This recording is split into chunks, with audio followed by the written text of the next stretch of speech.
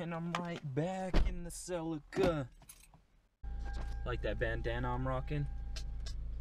Keep the sweat up out my friggin' eyes. More specific, what's in my shaker cup as for pre-workout. It's actually a cocktail. I mean, it's in my videos. It's just a C4, BCAAs, and creatine. Having pre-workout. I'm not going to have any intra-workout because obviously I'm putting my BCAAs down right now. I might have some when I get home. Who knows? So I just got to the gym, and I've literally just been sitting in my car. My house to the gym is like 3 minutes, and I've been in my car for like 20 minutes. I don't know what the hell's going on with me today. I feel like I'm kind of in a slump or something, like I'm not supposed to be at the gym today or something. I mean, I'm gonna go work out regardless, but I'm in a funk today. I don't know what the hell. I was thinking about it at home, going to the gym, and I mean, I was pretty psyched to go. And now that I'm here, like, I'm finding it hard to get the hell out of my car, get my gym bag, and get in there. But I'm gonna as soon as I shut this camera off, I'm getting out and I'm going in. As you can see, that's exactly what I did. I got out of my car and got in the gym so I could get this workout out of the way. As you can see, I'm warming up with the resistance band, just getting my shoulders ready. Really trying to loosen up my rotator cuffs and any tension that I have in my shoulders. You know, that left shoulder's been bothering me. I felt a lot of discomfort in my anterior delt.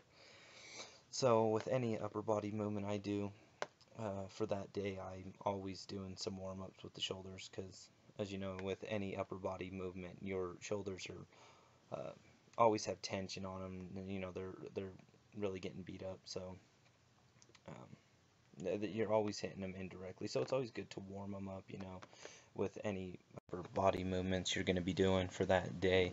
I mean, you really want to warm up your stabilizers, get your rotator cuffs loose, you know, prepare your joints for the movements ahead.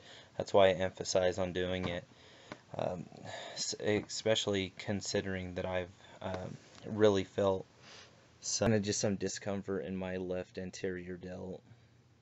I don't know how I did it, where it came from, but I mean, it bothers me, so I tend to warm up. And these lateral raises I'm doing here is very lightweight, and I'm also warming up.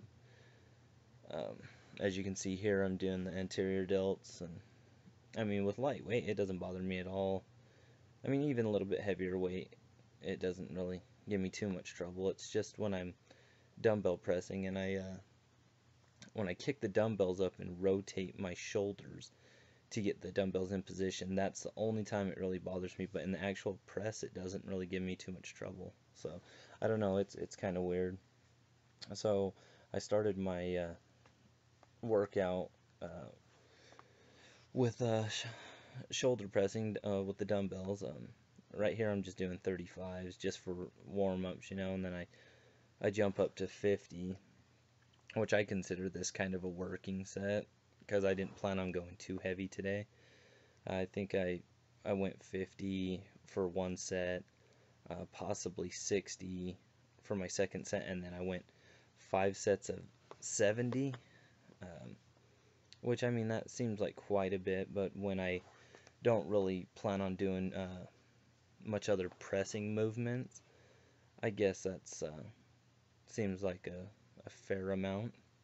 Usually I use a OHP as my my primary movement, but if I'm not doing overhead press, then I definitely make dumbbell pressing my primary movement.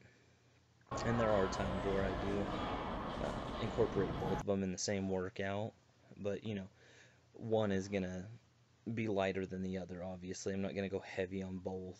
I just don't want to tax my shoulders that much, especially if I've done chest the day before, because usually that's how my split goes. I do chest before shoulders, and I used to do them together, you know, on a push day. I'd do chest, shoulders, and triceps, but I don't know, it just didn't really work for me, and I think that's where I strained my shoulder. I was just taxing my anterior delts way too much, and you know, I was kind of ego lifting, so a combination of those things that'll do it for you. And you know, usually when you're doing a movement like overhead press, where both your hands are on the bar, and you know, you're using a certain amount of weight, there are times where your dominant side is going to take over. So that's why I really like dumbbells, because you get to emphasize and target each side with the weight. It makes that side control that weight. So then after pressing, I moved on to some side lateral raises, and I was just showing what music was getting me going there. I can't even remember what song it was. Yeah, but I like to do them behind the back because it really lets you on your line of drive when you're pulling the cable up. It lets you focus purely on the medial delt. And I mean, obviously, when you get to the top and you're holding that contraction, you're going to start using your traps as well too. But I really like it because you can really feel the contraction in the medial delt, straight in the medial delt. And then I go here to some dumbbell flies. I know it doesn't really look like it, but I was having a little pause at the top. That's why I went so light. Just really targeting the rear delt.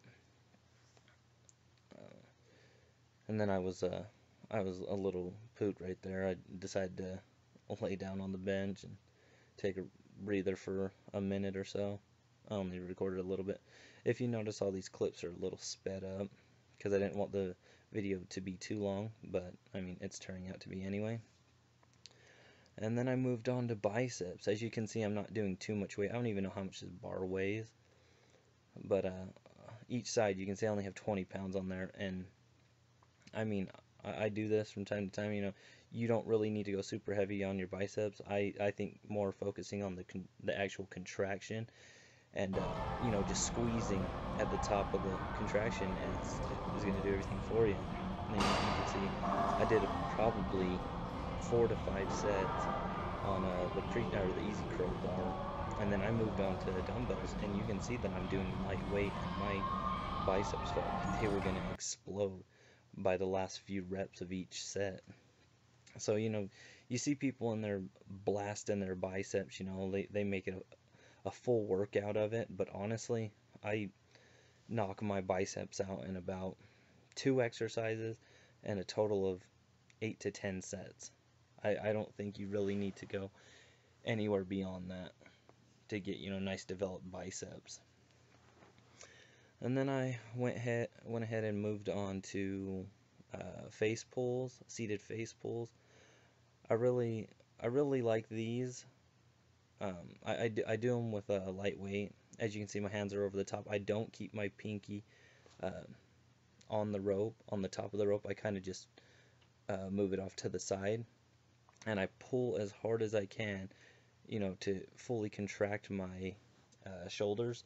I think it targets your entire shoulder. To be honest, a lot of people use them for rear delts, but if you're pulling hard enough and squeezing at the back of the pull, I think you target your entire shoulder, as well as I mean, you're flexing your arms as well, so you're gonna hit your biceps as well. I've noticed the way I pull it, anyways. And then after the workout, I did some foam rolling. As you can see, I'm putting pressure on my rear delts. So I'm just trying to get any knots out, any tension in the muscle.